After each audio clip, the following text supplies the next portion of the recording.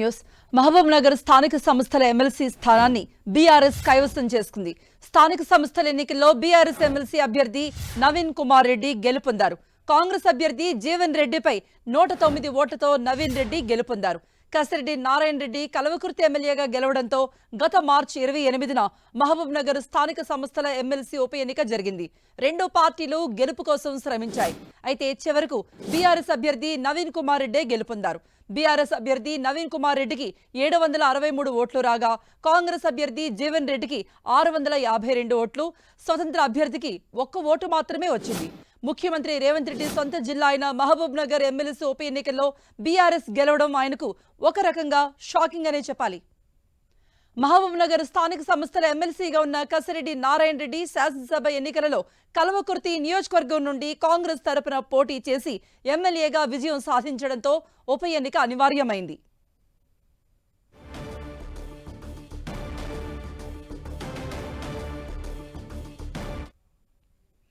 CM సొంత జిల్లాలో MLC స్థానం గెలుచుకోవడం సంతోషంగా ఉందన్నారు కేటీఆర్. ఈ విజయం మరిన్ని విజయాలకు బాటలు వేస్తుందన్నారు. అధికార పార్టీ ప్రలోభాలను పాతరేసి బీఆర్ఎస్ ప్రజాప్రతినిధులు పార్టీని గెలిపించుకున్నారంటూ కొనియాడారు కేటీఆర్. మహబూబ్ నగర్ జిల్లాలో జరిగిన స్థానిక సంస్థల ఉప ఎన్నికల్లో ఇవాళ బీఆర్ఎస్ పార్టీ అభ్యర్థి నవీన్ కుమార్ రెడ్డి గారు గెలిచినందుకు వారికి ముందుగా హృదయపూర్వకంగా శుభాకాంక్షలు తెలియజేస్తూ, మరి ఈ గెలుపులో భాగస్వాములైన మా గౌరవనీయులైన ఎంపీటీసీలు, జెడ్పీటీసీలు, కౌన్సిలర్లు, పేరు పేరున ప్రతి ఒక్కరికి ఓటేసిన ప్రతి స్థానిక సంస్థల గౌరవ ప్రజాప్రతినిధులందరికీ వారికి ధన్యవాదాలు తెలియజేస్తూ, మీ గెలుపు మా బాధ్యతను పెంచింది. ఈ గెలుపు మరిన్ని గెలుపులకు బాటలు వేయాలని కూడా మనస్ఫూర్తిగా కోరుకుంటూ ఆకాంక్షిస్తూ, ముఖ్యమంత్రి గారి సొంత జిల్లాలోనే ఈ గెలుపును అందించిన మా గౌరవ ప్రజాప్రతినిధులందరికీ, మాజీ ఎమ్మెల్యేలకు ప్రతి ఒక్కరికి కూడా పేరు పేరున నమస్కారాలు. నవీన్ కుమార్ రెడ్డి గారికి ప్రత్యేకంగా శుభాకాంక్షలు. దీనిపై మరిన్ని అప్డేట్స్ మా ప్రతినిధి అందిస్తారు రాఘవేంద్ర. మహబూబ్నగర్ స్థానిక సంస్థల ఉప ఎన్నికల ఎమ్మెల్సీ ఉప ఎన్నికల కౌంటింగ్ పూర్తయిందని కూడా చెప్పొచ్చు. దాదాపు బీఆర్ఎస్ పార్టీ గెలుపొందింది. అయితే దాదాపు 109 ఓట్లతోనూ కాంగ్రెస్ పార్టీ అభ్యర్థి మన్నె జీవన్ రెడ్డిపై బీఆర్ఎస్ అభ్యర్థి నవీన్ రెడ్డి గెలుపొందారు. అయితే ఈ గెలుపు ఇటు రాష్ట్ర ఆవిర్భావ దినోత్సవం సందర్భంగా ఈ రోజు బీఆర్ఎస్ పార్టీకి ఒక పెద్ద ఊరటనే లభించిందని కూడా చెప్పొచ్చు. ఎందుకంటే ఉమ్మడి జిల్లాలోనూ ఇటు సీఎం రేవంత్ రెడ్డి కూడా ఇదే జిల్లా వాసి ఇక్కడి నుంచే ప్రాతినిధ్యం వహిస్తున్నటువంటి నేపథ్యంలోనూ బీఆర్ఎస్ పార్టీ ఈ రోజు ఈ విజయాన్ని పూర్తి స్థాయిలోనూ రానున్న రోజుల్లో అనేక ఫలితాలకు ఇది నిదర్శనం అని చెప్పేసి ఇటు బీఆర్ఎస్ శ్రేణులు అయితే సంబరాలు చేసుకుంటున్నారు.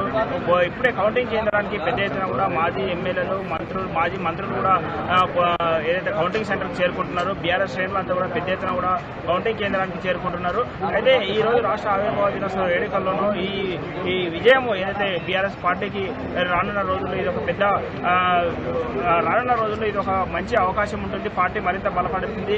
ఖచ్చితంగా ఉమ్మడి జిల్లాలోనే దాదాపు 12 మంది కాంగ్రెస్ పార్టీ ఎమ్మెల్యేలు ఉన్నటువంటి నేపథ్యంలో కూడా కాంగ్రెస్ పార్టీ నుంచి నిర్ణయించినటువంటి మన్నె జీవన్ ఓటమితోనూ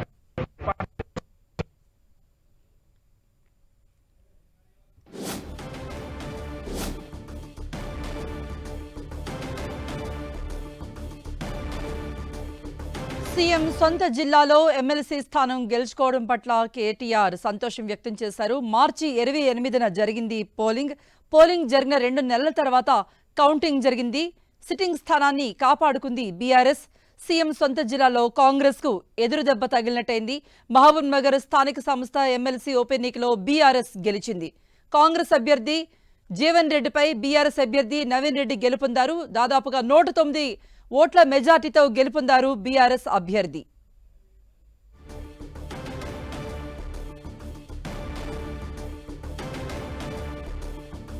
మరిన్ని అప్డేట్స్ మా ప్రతినిధి అందిస్తారు రాఘవేంద్ర. కృప, ఏదైతే మహబూబ్నగర్ స్థానిక సంస్థల ఎమ్మెల్సీ ఉప ఎన్నికల్లోనూ బీఆర్ఎస్ పార్టీ విజయడంక మోగించిందని కూడా చెప్పొచ్చు.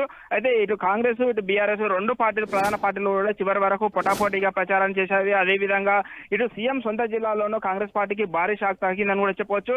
ఎందుకంటే తెలంగాణ రాష్ట్రంలో కాంగ్రెస్ పార్టీ అధికారంలోకి వచ్చిన తర్వాత జరిగినటువంటి మొట్టమొదటి ఎన్నిక. అదేవిధంగా మహబూబ్నగర్లోనే సీఎం ప్రాతినిధ్యం వహిస్తున్నటువంటి నేపథ్యంలో ఖచ్చితంగా కాంగ్రెస్ పార్టీ విజయకేతనం ఎగరేస్తుందని చెప్పేసి ఆశాభావం వ్యక్తం చేసినటువంటి కాంగ్రెస్ నేతలకు మాత్రం ఇది ఒక షాక్ అని చెప్పవచ్చు. బీఆర్ఎస్ పార్టీ అభ్యర్థి నవీన్ రెడ్డి ఏదైతే 109 ఓట్లతోనూ కాంగ్రెస్ పార్టీ అభ్యర్థి మన్నె జీవన్ రెడ్డిపై గెలుపొందడం జరిగింది. అయితే ఇటు బీఆర్ఎస్ కు సంబంధించినటువంటి మాజీ మంత్రులు ఎమ్మెల్యేలు కూడా దాని ప్రచారాన్ని హోరాహోరీగా చేశారు. దాదాపు క్యాంప్ రాజకీయాలు కూడా తెరలేపినటువంటి పరిస్థితి అయితే కనిపించింది. ఇక్కడ నుంచి క్యాంప్ రాజకీయాలకు తీసుకెళ్లి క్యాంపులకు తరలించి ఓటింగ్ మాత్రం ఎక్కడ క్రాస్ ఓటింగ్ జరగకుండా బీఆర్ఎస్ శ్రేణులు పూర్తి స్థాయిలోనూ అప్రమత్తమయ్యారని కూడా చెప్పొచ్చు. ఎందుకంటే బీఆర్ఎస్ పార్టీకి గతంలో పూర్తి స్థాయిలో బలం ఉంది. ఈ జెడ్పీటీసీలు, ఎంపీటీసీలు, కౌన్సిలర్లు కూడా పూర్తి స్థాయిలోనూ బీఆర్ఎస్ పార్టీకి సంబంధించినటువంటి వాళ్ళు ఉన్నప్పటికీ రాష్ట్రంలో జరిగినటువంటి రాజకీయ పరిణామాల తర్వాత కాంగ్రెస్ పార్టీ అధికారంలోకి వచ్చింది. ఖచ్చితంగా ఇక్కడ కాంగ్రెస్ పార్టీకి సంబంధించినటువంటి 12 మంది ఎమ్మెల్యేలు ఉన్నారు.